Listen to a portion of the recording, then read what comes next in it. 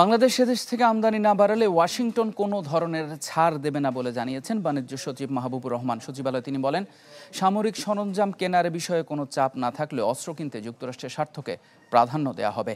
জানান, 10 কিংবা 11 জুলাই যুক্তরাষ্ট্রের সাথে শুল্ক বিষয়ে আবারও আলোচনার টেবিলে বসবে বাংলাদেশের কাছে যুক্তরাষ্ট্র পর্যায়ক্রমে শুল্ক কমানো, ভ্যাট রেগুলারি ডিউটি কমানোর প্রস্তাব করেছে। গম, সয়াবিন, বিমান ও অন্যান্য যন্ত্রাংশের উপরে থাকা শুল্কের পাশাপাশি তুলা আমদানির বিষয়েও আলোচনার কথা জানান তিনি। বলেন, যুক্তরাষ্ট্রের সাথে বাংলাদেশের বাণিজ্য স্বার্থ রক্ষা করাই মূল লক্ষ্য, সেই সাথে ধরে রাখতে হবে দ্বিপাক্ষিক সম্পর্ক। মোদ্দা কথা হলো যে আমাদের প্রধান বিবেচ্য বাংলাদেশের জন্য প্রধান বিবেচ্য হলো আমাদের বাণিজ্য স্বার্থ সংরক্ষণ করা এবং যুক্তরাষ্ট্রের বাজারে বাংলাদেশের যে এক্সিস্টিং বাণিজ্য আছে সেই বাণিজ্যটা রক্ষা করা। আর আমাদের কাছে তারা কিছু চেয়েছে, সেটা হলো শুল্ক কমানো পর্যায়ক্রমে।